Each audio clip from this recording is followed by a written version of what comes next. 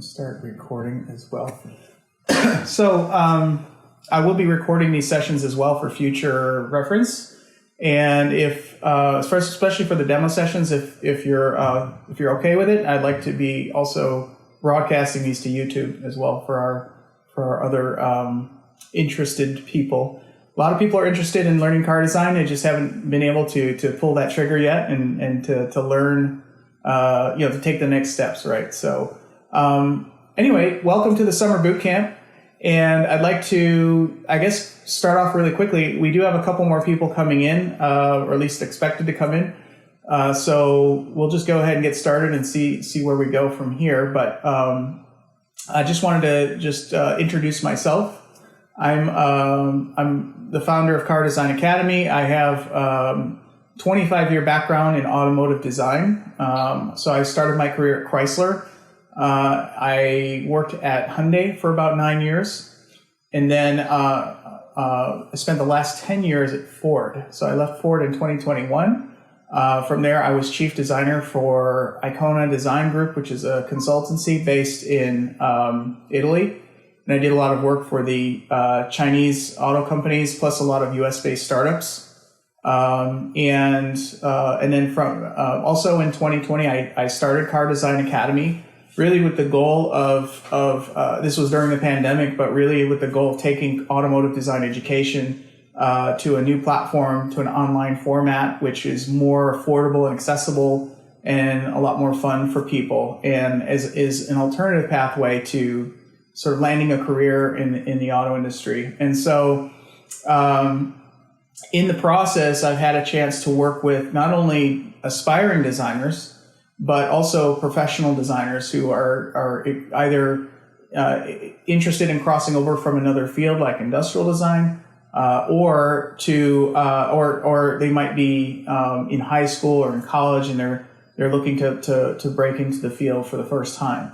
And then I also teach a lot of professional designers, professional automotive designers, some of the new technologies and the new skill sets that are changing the way we design cars, especially AI is a big one, artificial intelligence, and also virtual reality and augmented reality. So I teach courses along those lines to professional designers from around the world. And so that's a little bit about myself. And I'd also like to introduce David Neal. He's he's our newest instructor. He's our new instructor. And Nima, would you like to go ahead and introduce yourself? Sure. Yeah, great. As you mentioned, my name is David Neal, but everybody calls me Nemo. That's a fun story for another time. I kind of came into the automotive design industry a little differently. I'm primarily self-taught. I did not go to college for this. I am mostly learned from mentors and online resources, which is why I'm very enthusiastic about what Eric is doing with CARDESIGN Academy. In 2014, I was freelance for many years, and in 2014, I was able to join a startup called Local Motors, which is a company that did the world's first 3D printed car and one of the first autonomous vehicles in North America, which was also 3D printed. And like I said, I got hired in 2014. By 2018, I was director of design. They unfortunately did not survive COVID, being that they were a startup. And so I was able to then take my skills to Dallas, Texas, where I was co-founder of a design agency called Modus Applied Innovations, where I'm also director of design. We recently merged with another design agency, and we are now called Louder Group. That's where I'm at now, and also helping Eric, share the wealth, as it were. But that's a bit about me. Yes, well, thank you. I am having a little bit of a technical issue here because I'm trying to screen share. My cameras won't only work with OBS or Google, so I'm just screen sharing OBS at the moment. I'm trying to figure out, do you know a way to get rid of the interface at the bottom here and go full screen with OBS? I think you can, hide it, you can be able to move that down. Yeah. Okay. Yeah. No, it's not working. So I guess we'll have to. Yeah. In the recording, it shouldn't show the interface. So No.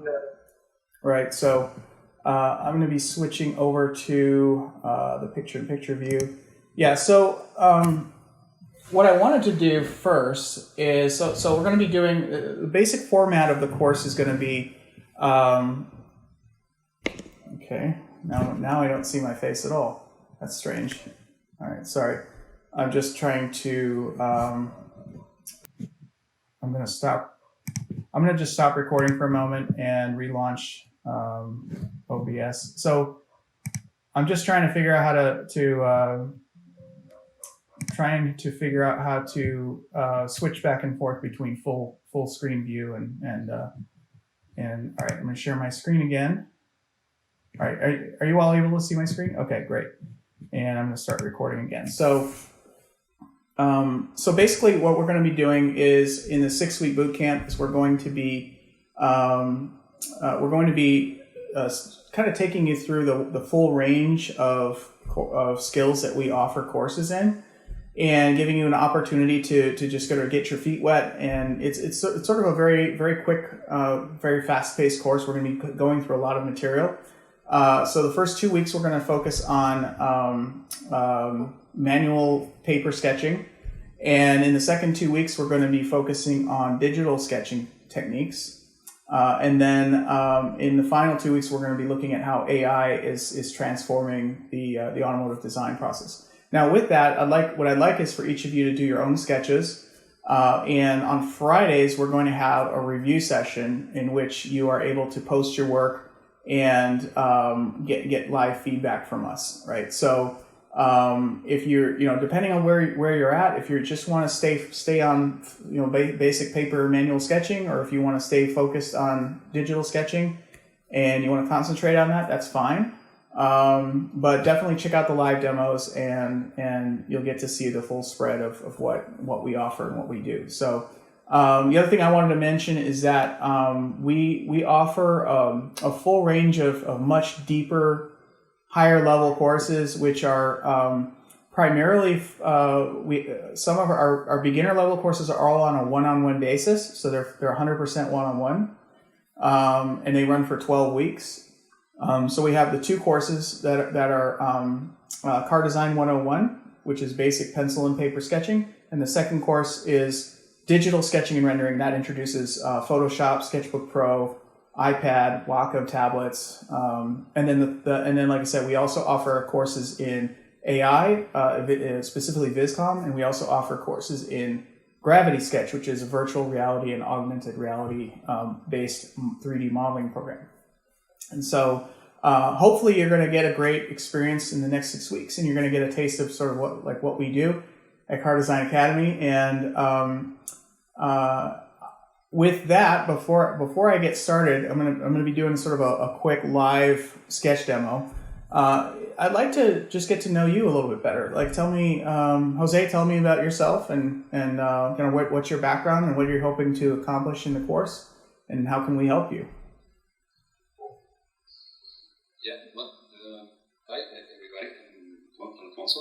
I'm Alfonso, and my second name is Jose. Alfonso. And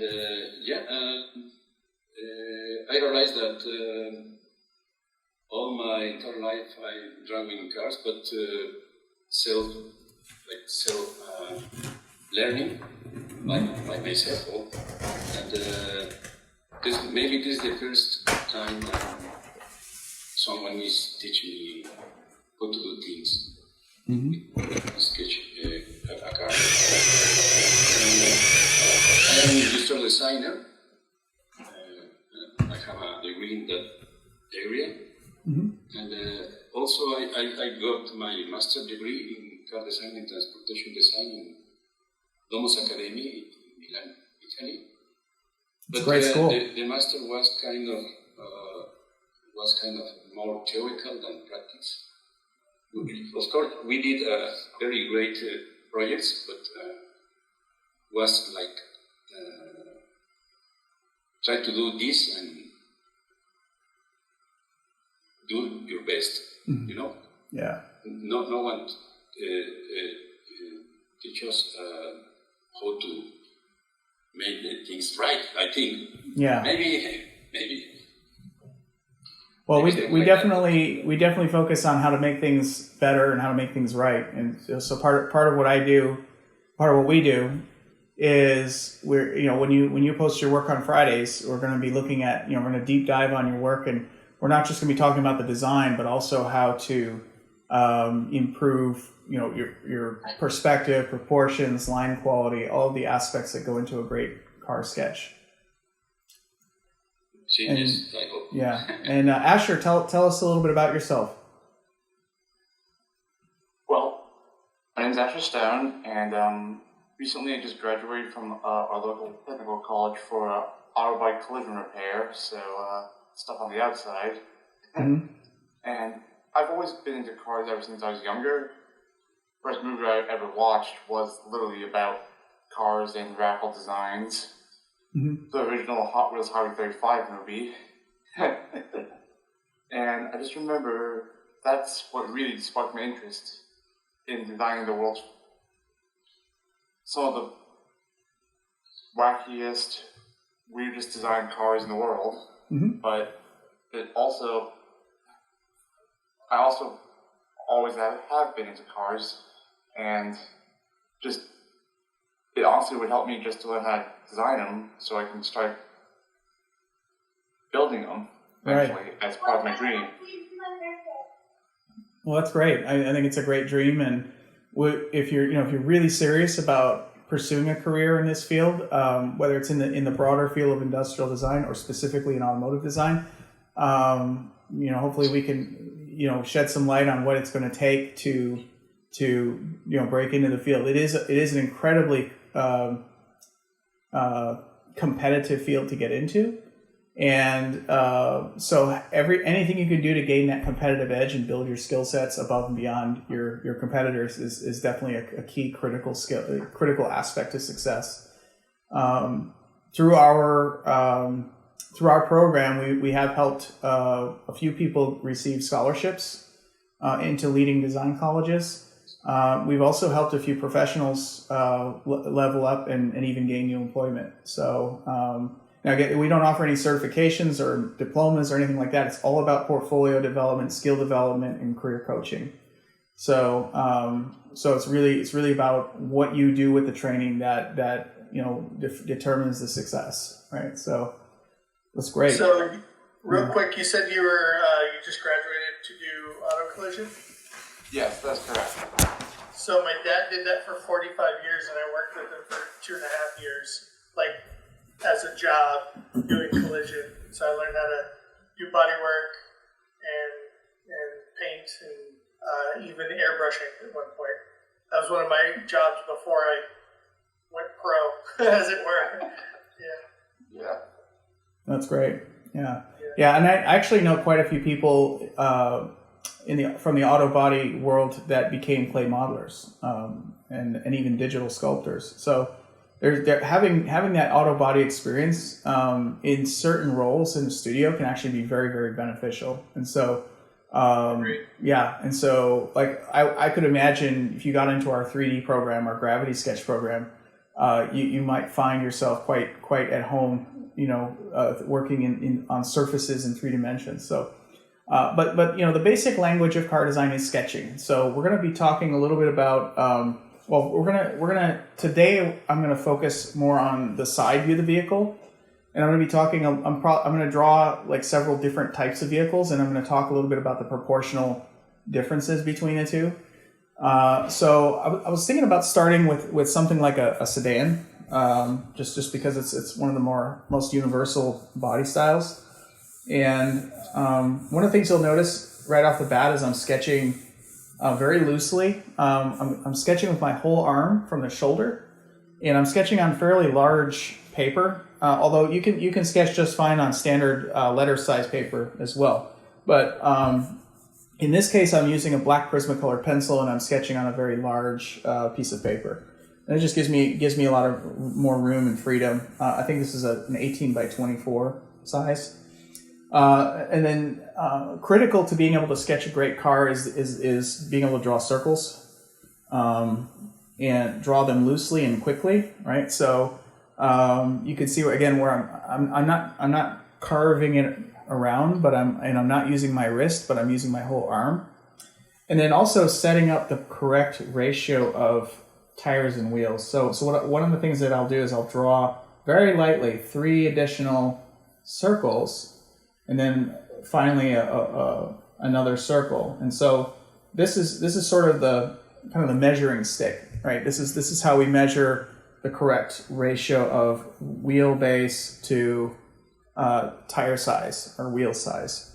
And then for a sedan, we're going to talk about the height of the vehicle, and it's going to be about a little less than 2 wheel diameters tall. So, and then from there, I'm going to start to lay out the main character lines of the vehicle. So I'm going to start with what's called the belt line, and that's just sort of the main line that runs through the vehicle, across the shoulder of the vehicle. And in a lot of modern sedans, that line has a bit of a lean to it. It's a little lower in the front, a little higher in the back. We call that wedge. And depending on the type of vehicle, right? If it's a more sporty character, like a BMW, it might have a lot more wedge. If it's a more elegant style, like a Bentley or a Mercedes, it might have, or a Rolls Royce, it might have less wedge, or maybe even perfectly level, or maybe even dropping in the rear. But I'm going to draw something.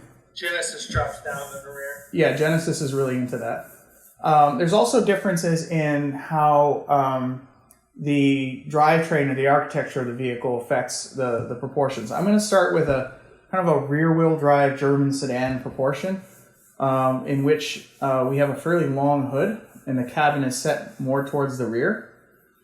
So you'll see where I've sketched a line almost to the center of the front wheel, and then I'm kind of connecting it at the very top where that wheel diameter is, and then I'm touching it down slightly behind the rear wheel, right? And then I'm going to start to lay out some of the other character lines. This is another critical line. We call this the rocker, or this is the very bottom of the car, which on a sedan is going to be very low to the ground, right?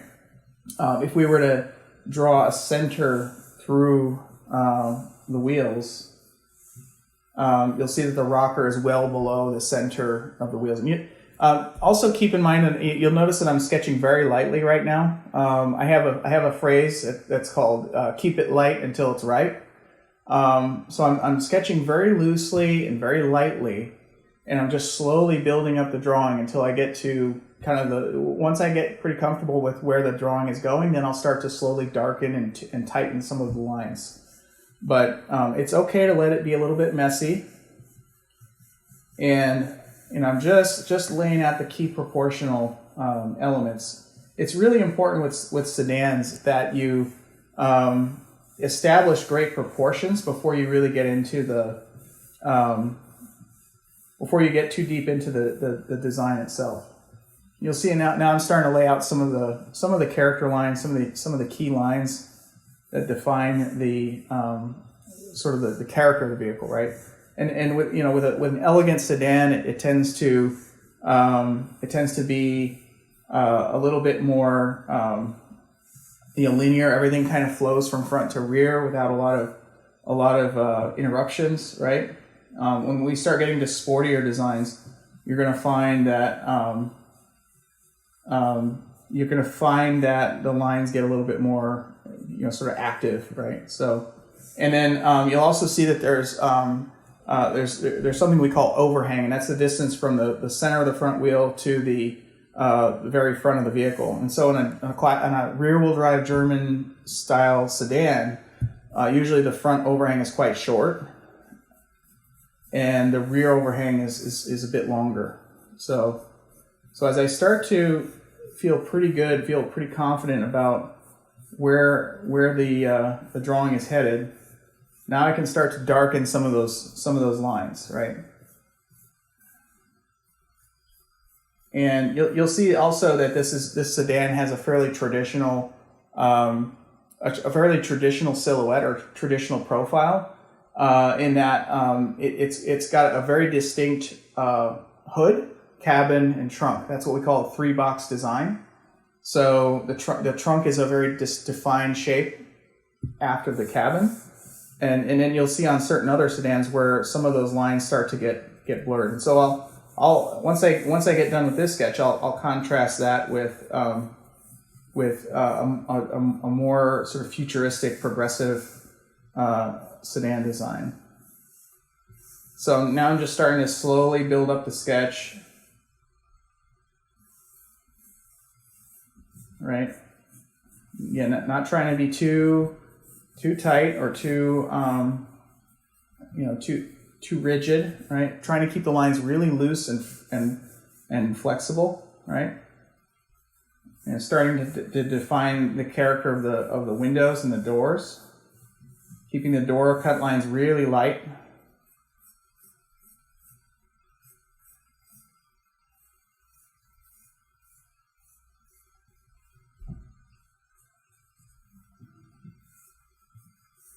And it's kind of got this very nice, elegant shape to the back window. And again, we're just focusing on proportions at this point. We'll start to tighten up and define the wheels a bit more, and maybe introduce some wheel details. But again, nothing too tight or too prescriptive.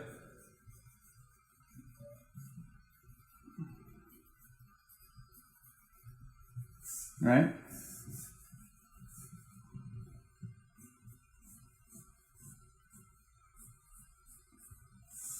Just trying to get all the main theme lines in there.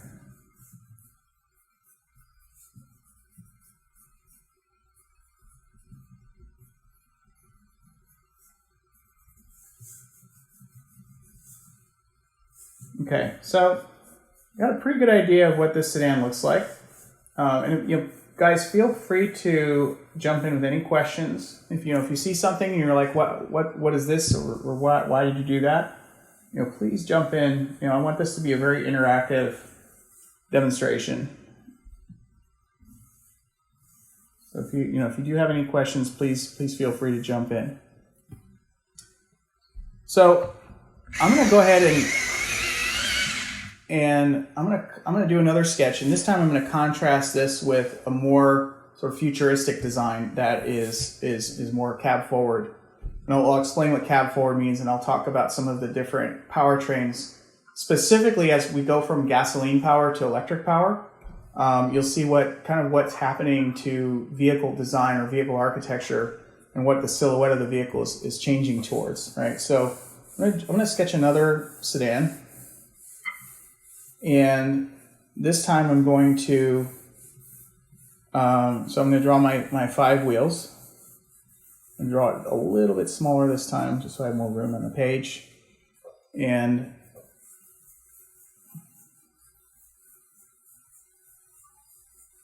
okay, so we have our 5 wheels. We're going to have our kind of a little bit less than 2 wheels in height. And this time, instead of running the A-pillar towards or running the windscreen towards the center of the front wheel, I'm going to run the windscreen past the front wheel. And I'm also going to run the rear profile well past the rear wheel. And so there's going to be almost no distinction to where the cabin ends and the trunk begins. I'm also going to introduce a bit more overhang on the front. And I'm going to also introduce some more dynamic character lines. Let me just move my face here so you can see a little bit better here. We'll switch to the bottom there.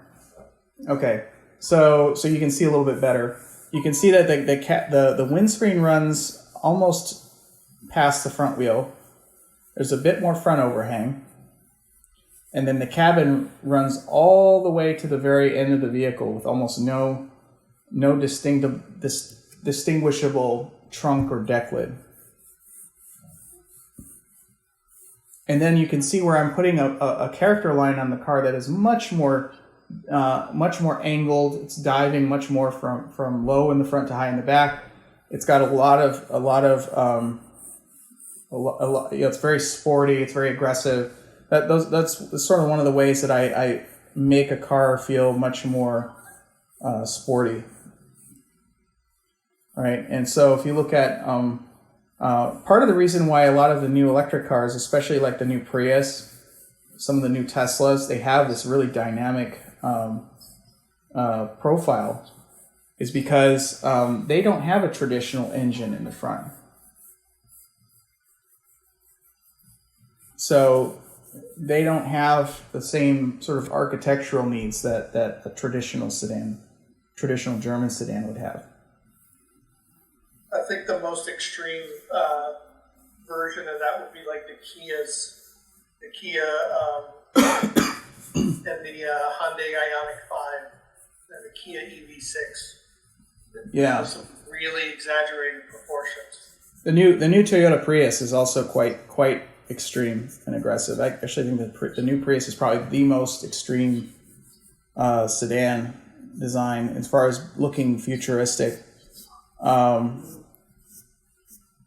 So now I'm just again starting to darken some of the lines, and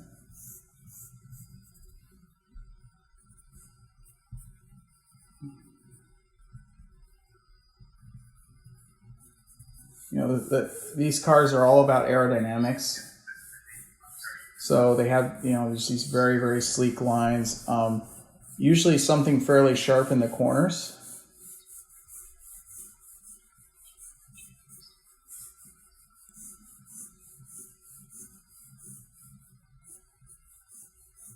And just introducing some real sculptural character.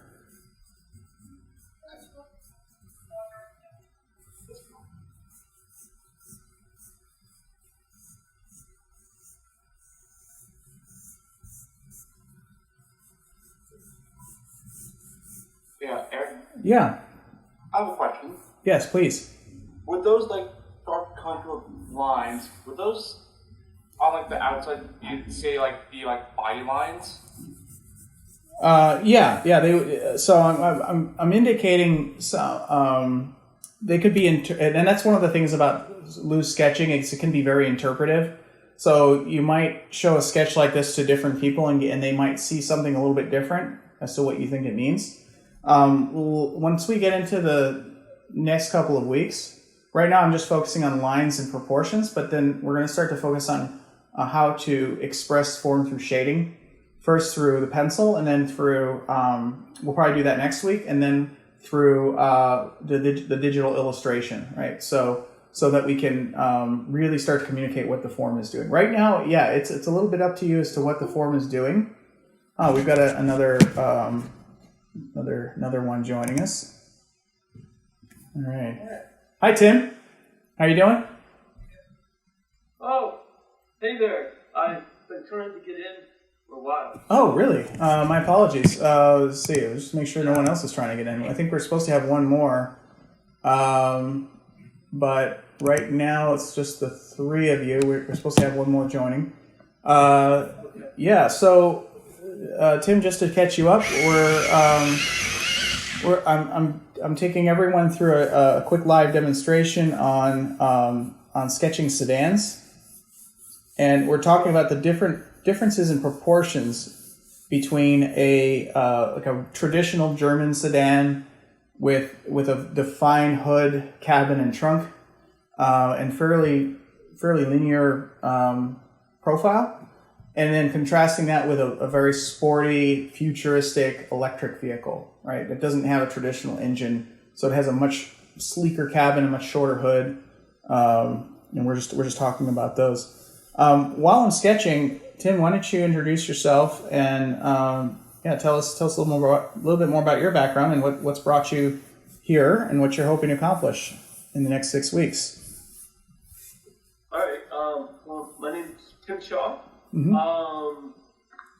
And currently right now I do landscaping. I've been doing it for the last 10 years. But I did get my degree in transportation design a while ago. Mm-hmm. And Where'd you get your degree? Graduated. I went to Institute of Yadopelgi Design in Turin. Oh wow, that's a great school. wow. Yeah. Yeah, that's And then I went to Bumio University and got my master's. Okay. And so you're currently based in. I'm trying to remember where you're based. Yeah, tell us. I'm in California. You're in North California. You're in the where? Bay Area. Where? In the Bay Area. Ah, okay. San Francisco Bay Area. North of San Francisco, like 45 minutes. Okay. So I'm actually in Southern California. I'm in Orange County right now. So Oh, okay. yeah, Very cool. we're on the same. And I think Asher, you're in Seattle. Bellingham, Washington, just a little bit, like an hour and a half from Seattle. Right. Okay. Right. That's right. And then Jose is from Mexico City. Joining us from Mexico City. Yeah. So I'll talk a little bit about some of the architectural meaning behind some of these proportions.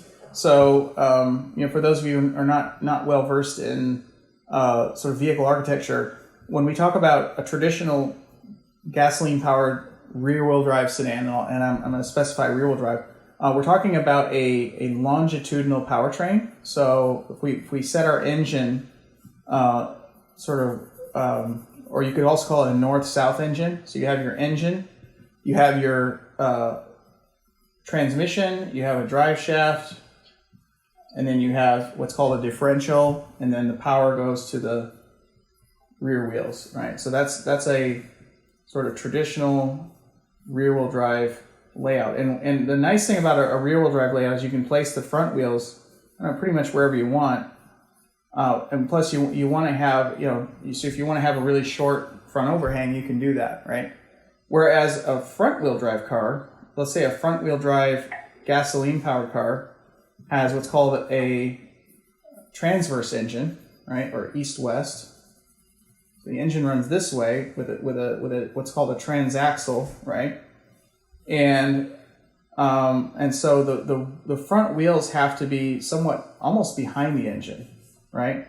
So that pushes the wheels back, and you typically have, because you have to have enough crush space, you typically have a much longer front overhang, right? Because you have to create enough crush space for that engine, which is living mostly in front of the front wheel, right? And then the rear wheels are just kind of along for the ride. Now with electric, it's a different story. And with electric vehicle, typically the motor, there's no traditional engine, but the motor is a cylinder shape that just lives between the rear wheels.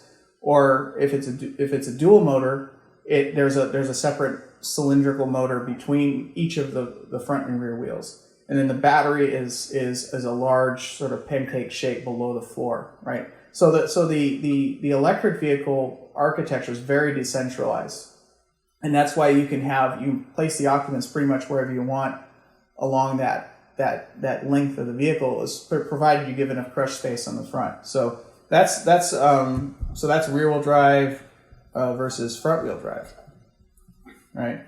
So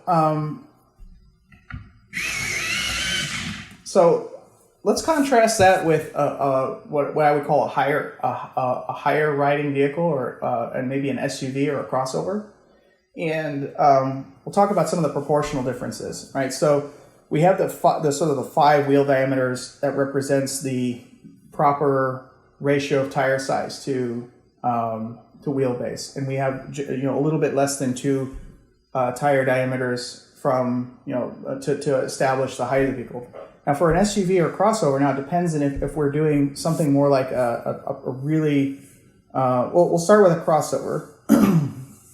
Okay, so with a crossover, the tire diameter is a little bit bigger, but the ratio is still pretty close to the 5 wheels. We might go like 4 3/4, right?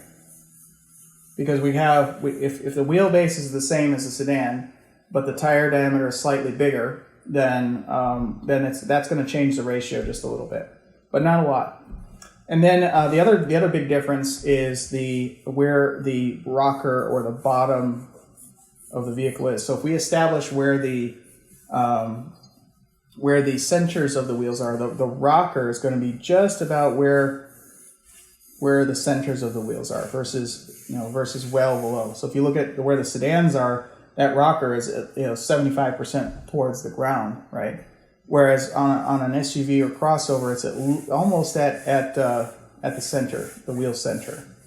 The other thing we have is we have approach and departure angles. So we want to make sure that if this vehicle goes off road, it can handle different types of terrain.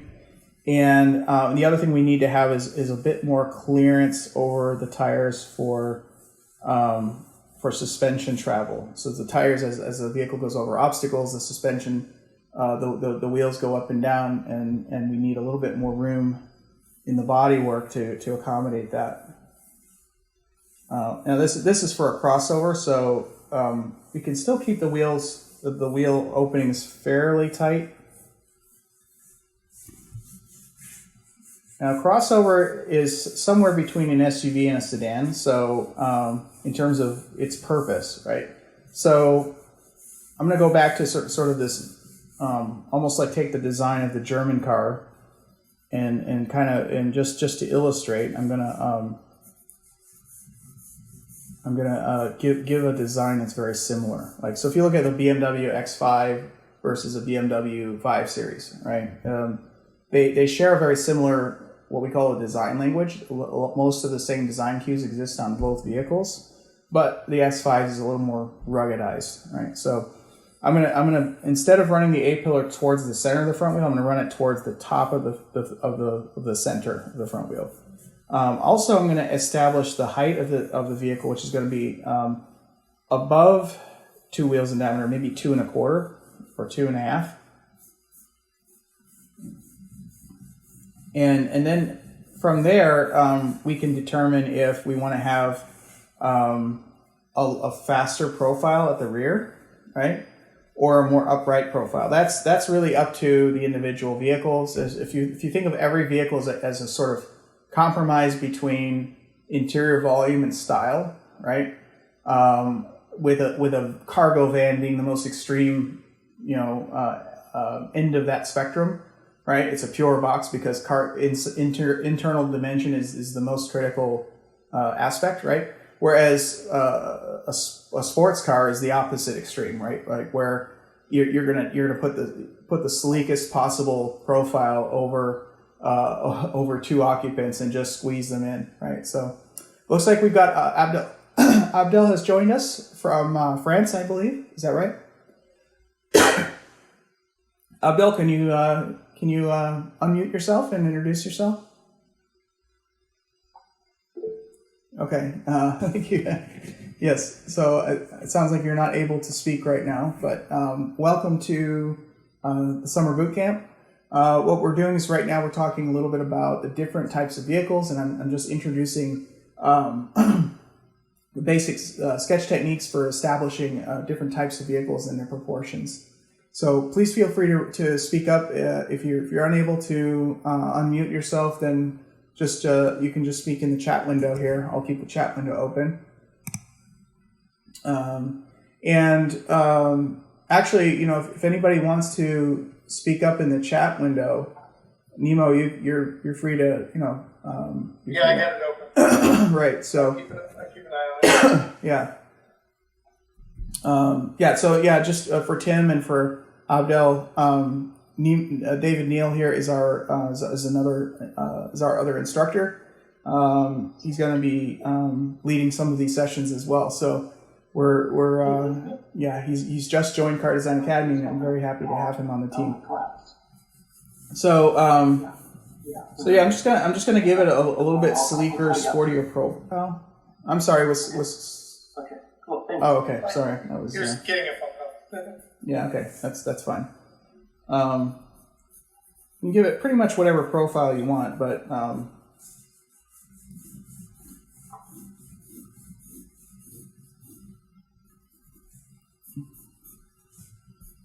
And then and there's probably a lot more sort of variety of silhouettes and shapes when it comes to the SUV market.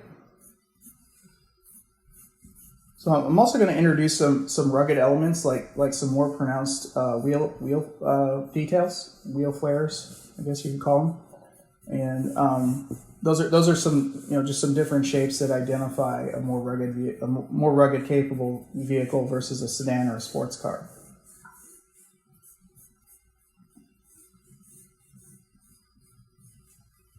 All right. But overall, the lines are still fairly linear, fairly elegant. There's not a lot of crazy styling or crazy surfaces. But as I'm getting more confident in the drawing, I'm gonna keep building up the lines and keep it light till it's right. And just getting the doors in the right place. I like to keep the doors fairly light in the drawing because they're not the primary element of the design. They're more of a secondary element.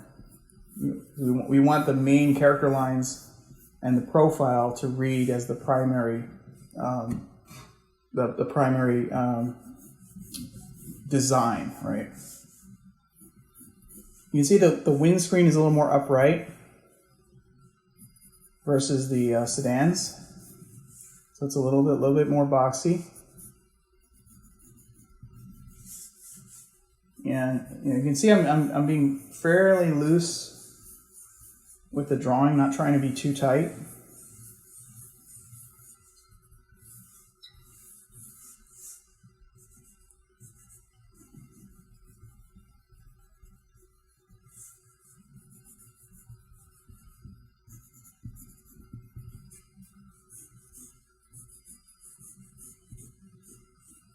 And a lot of times we'll introduce design elements to sort of visually lift the body. Like we'll introduce maybe some darker colored materials at the very bottom, just to make it feel a bit more rugged and capable.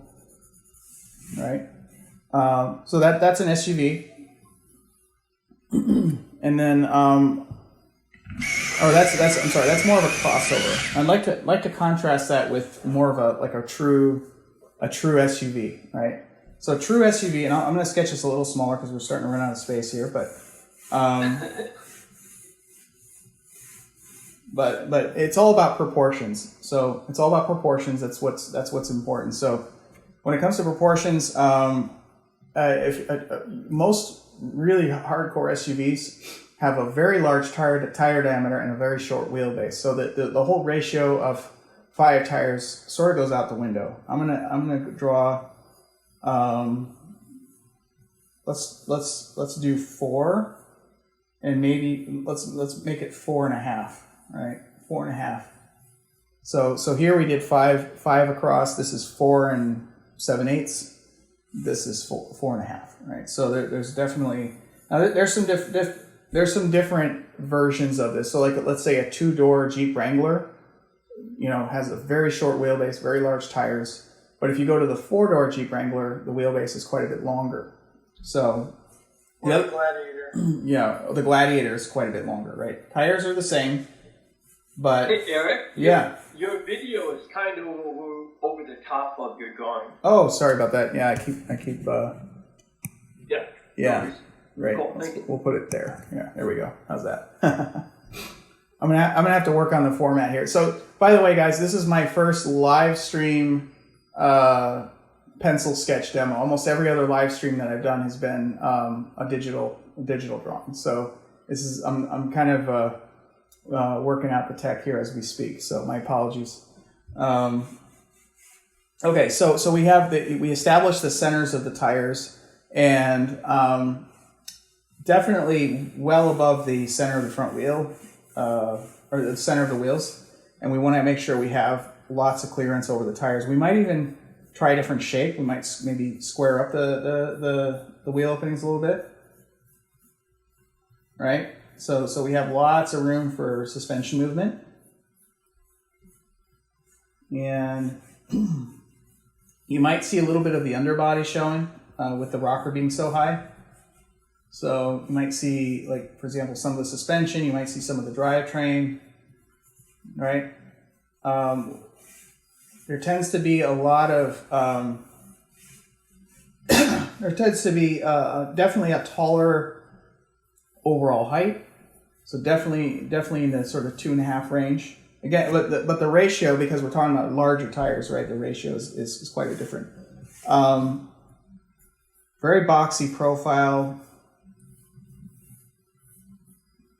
Very upright in the rear.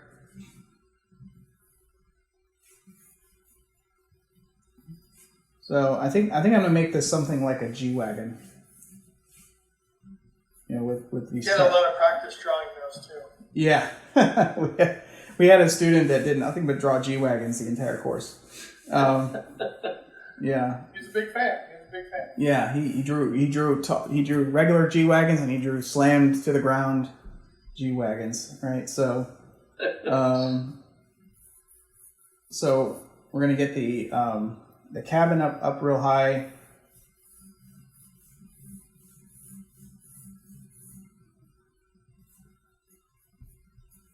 Right, really upright windscreen, and then the hood is just kind of sitting on top of the fender,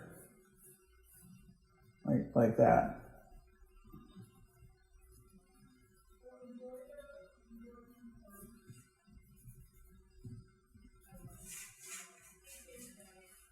Okay, so, and then the doors are really vertical. And then we have these really, really punched out window shapes. The windscreen is almost totally flat. All right.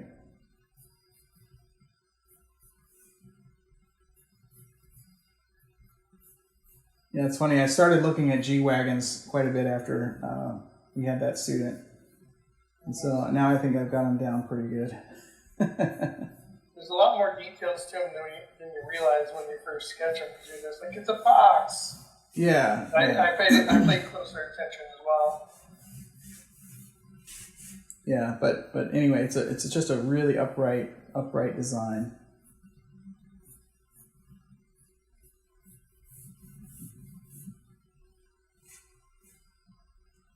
Yeah.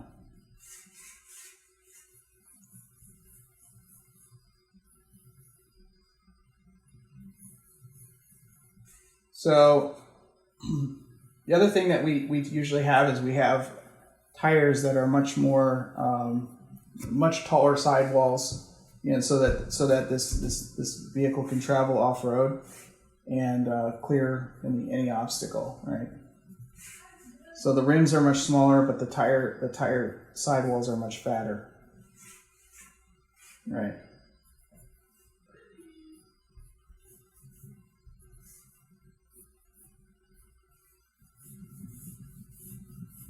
All right, so there you can see a pretty good range of vehicles types, right? You'll see what the proportions are like, right? And even when I sketch a car bigger or smaller, because of the ratios of wheelbase to tire size, the placement of the rocker, whether it's higher or lower, whether the overhangs are long or short, and whatever the profile is doing, you can that's sort of how you define different types of vehicles. I could throw in a quick perspective view of a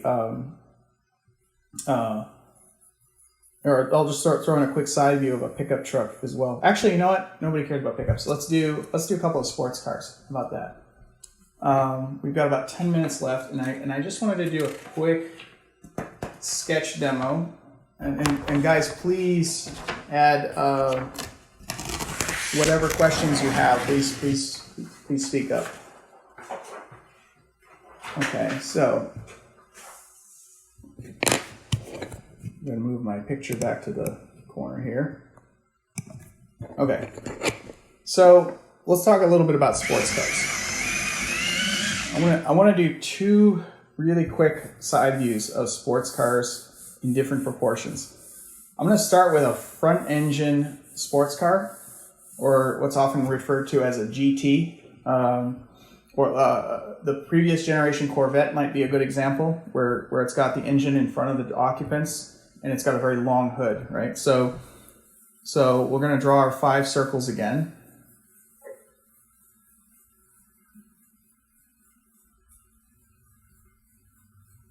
And one of the things I like to do with sports cars is I like to introduce this sort of egg shape,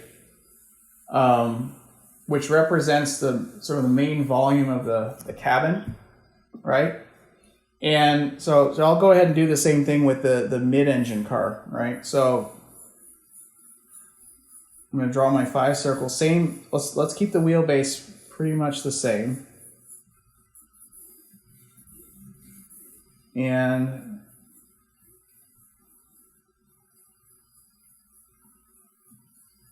this time I'm going to sketch that egg shape further forward,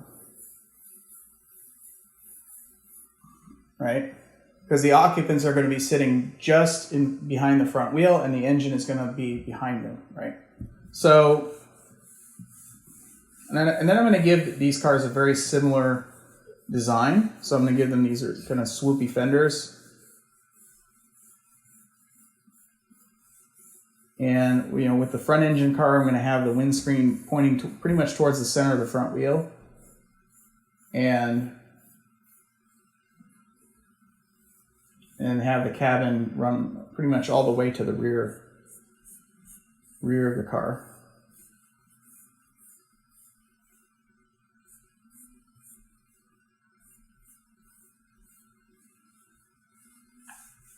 And then I'll introduce some really dynamic character lines on the side, maybe some kind of air intake or air extractor on the front fender.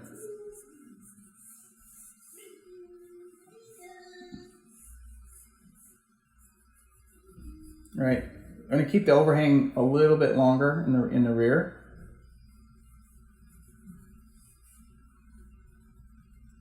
And I decide what kind of profile I want in the back. Okay, you can see I'm keeping it light, and you'll notice that I'm kind of holding my pencil way back on the end, and that just helps me to stay loose. What kind of pencil are you using? Is that Prismacolor? Prismacolor, yeah, black Prismacolor. Oh, okay. Yeah. So if you went to the schools that you went to, right? You probably used these pencils. I know that's what I learned on. I like the Prismacolor because it allows you to stay extremely light, but at the same time you can get really dark and precise when you want to be, right? So it doesn't make a lot of mess. It doesn't smudge very much. Right, so unless you use the blues, for some reason the blue one's very smudgy. Yeah, I don't like the blues. Yeah. Right. So let's contrast that with the mid-engine car, right? So the cabin is going to again kind of touch down over the center of the front wheel, and we're going to have a very similar fender design. One thing you'll notice though is a difference in the overhangs. The mid-engine car is going to have a longer front overhang and a shorter rear overhang. So if you look at Lamborghinis, McLarens, Ferraris, I'm going to keep Ferraris tend to be the worst because they have such pointy noses. Yeah, see, I don't mind a long front overhang on a mid-engine car. The other thing a mid-engine car will usually have is some kind of air intake on the side, right? So there'll be some kind of air intake, and that'll bring air, cooling air into the engine. And then the doors on a mid-engine car sometimes can run all the way into the front wheel opening because they're they're scissor doors, right? They don't have to have a traditional hinge mechanism. So as I'm getting a bit more confident in the design, I'm going to start to darken some of the lines.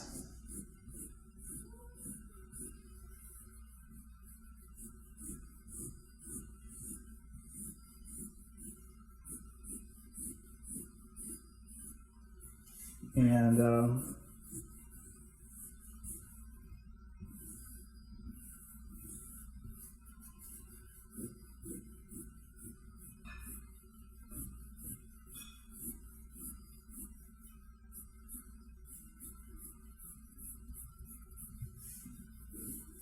maybe introduce some aerodynamic elements at the very bottom of the car. I love doing sports cars. I mean, they're to me the most fun cars to draw. Agreed. Yeah. I think most designers, that's like their go-to, is Yeah. to draw a sports car. I know that just in the time of my career, how many times I've had to draw like the autonomous vehicles, basically toaster on wheels. So drawing a sports car, doing a sports car project is like a very, very Therapy. special time for me. Yeah. Yeah. Nice. Yeah, I don't mind autonomous vehicles, but like when you start getting into SUVs and stuff like that, crossovers are the most, probably the crossovers are the most, they're the dominant body style right now in the industry, but they're also some of the most boring cars to drive, and they're the most boring cars to design. But we do a lot of them. Yeah. So, Asher, you were talking about defining the form a bit, a little while ago, and I'm going to start to introduce a little bit of shading, just to help kind of define the form. But before I get into that, you'll see that there's a clear difference in the sort of proportions and silhouette of these two vehicles, right? There's a long distance between the cabin and the front wheel. We call that dash to axle, versus the cabin being right on the front wheel. And then you can see that there's a lot more distance between the cabin and the rear wheel on the mid-engine car. There's a shorter rear overhang and a longer front overhang, and so on, right? So there's some. So if you look at some of the Ferrari, of all the supercar makers, Ferrari is the only one I think that really makes a front engine and a mid engine. They make both body styles, right? And then you'll also see a great example would be the 7th generation Corvette versus the 8th generation Corvette, which went from a front engine design to a mid engine design, and you'll see how those proportions change. Yeah, Aston Martin would be another one. But yeah, Aston Martin is primarily the. I still think of Aston Martin's primarily as a front engine design. But I would say if you wanted to go extremities though, if you compare the Vulcan to the Valkyrie, the Vulcan is like the extreme front engine version, but that's V12 in the front, and then that same motor in the back of the Valkyrie, you get such extreme proportion differences. It's a good like, in my opinion, it's a good case study on extreme proportions of sports cars. Yeah. Now, without going into a full rendering, I'm just introducing a little bit of tone on the vehicles just to give a sense of shape, right? So you can start to interpret what the forms are doing, but I'm not trying to get too prescriptive at this point, right? I want people to still be able to look at these sketches and make up their own mind as to what the design is doing, right? One thing I'm doing though is I'm introducing a strong graphic on the side here of the mid-engine car to indicate that intake, that air intake, right? And we might even make that intake really dark and then kind of you could get a sense of the body sort of tunneling into that that hole, right? And perhaps we introduce a graphic element on on the side there. Perhaps, we also introduce like an air extractor element, just a slim, like a little bit of a slot on the front fender. This could actually be within the door, right? Just for the sake of making sure we understand the vernacular, wouldn't this be called like the first read graphics? Yeah. The windows, wheels, and tires, and these types of elements, because they're the darkest and the easiest to see from a distance, right? Right. If you think of how you see a car coming at you from, let's say, a quarter mile away to 100 feet away to 50 feet away to 10 feet away, and or if you imagine a car driving by really fast versus standing still, what are the things that you are able to see or perceive, right? So if you imagine the sort of the main graphic elements, the main character lines as being the most, I would say it starts with silhouette and proportion, then it moves to key lines and graphics, then it moves to forms and surfaces, and then it moves to details, right? That's sort of the hierarchy that I usually like to place on a design as I'm developing that. So you can see, there's starting to be a pretty clear idea of what the shapes and forms are doing as I build up these sketches very slowly. So one thing I might do is introduce that same air extractor detail on the front engine car, and right, so you can really see the body work kind of tunneling into that hole, right? But you're not going to have that same thing on the rear because you don't need to have that slot. And there's just some indication of some undulating forms in the front fenders and in the rear haunches. We'll get a bit deeper into how to determine how to read shape and form through ground tone and sky tone.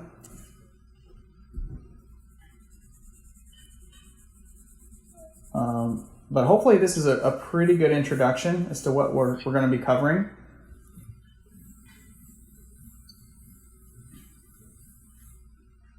So I know we're just a few minutes over time here, but any more questions? Anything I can answer from the group?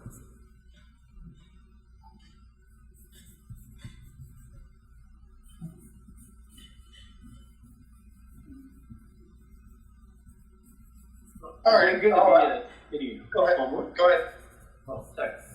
Yeah, Is go there ahead. going to be anything that you want us to work on? Yeah. So this is a very interactive course, and so this week I want you to start sketching, and like I said, we're going to be focusing primarily this week on side views. So I would just draw a bunch of really cool side views of if you want to do a range of sedans, SUVs, and sports cars, or if you want to zero in on one body style and do variations like just sports cars, right? And so that's going to be our Mondays are going to be live demos, and our Fridays are going to be the group reviews. And so I've sent you all an invitation to join a Bluescape workspace. Bluescape is going to be our virtual classroom, where on Fridays you can post your work and we can start to look through it and see how we can help you improve your sketches. And so it's very interactive, and you'll all be able to sort of comment on each other's work as well. So it's going to be a very fun, interactive session. The Friday sessions are going to be really fun. You're going to get the more you put in, the more you're going to get out of this course, right? And that's really where the key learning is going to be, is on those Friday sessions. Along with that, each of you is able to schedule a single one-on-one session, a 1-hour session, with either Nemo or myself. If you'd like to break that into 2 30-minute sessions, that's fine. You can decide when in the course you want to use that session, whether you want to use it more in the beginning or whether you want to use it later on when maybe you have some more work to go through. I would recommend waiting until at least the midpoint of the course. so that you have a body of work that we can talk about. And then in those coaching sessions, I also I love to talk with people about sort of what your career goals and ambitions are, maybe kind of where you stand right now. What are the steps you need to take to sort of kickstart your career and get it to the next level, along with some of the courses that we offer to some of the deeper level courses that we offer to help you get there. So that's what the Friday sessions are about, and that's what the one-on-ones are about. So yeah, I really look forward to seeing what you guys come up with for Friday. And for those of you who weren't here at the very beginning, this is going to be just a kind of a broad overview of all of what Car Design Academy offers. So we're going to spend the first 2 weeks of the program focusing on pencil sketches and traditional media. The second 2 weeks are going to focus on digital media like iPad, Photoshop, Sketchbook Pro.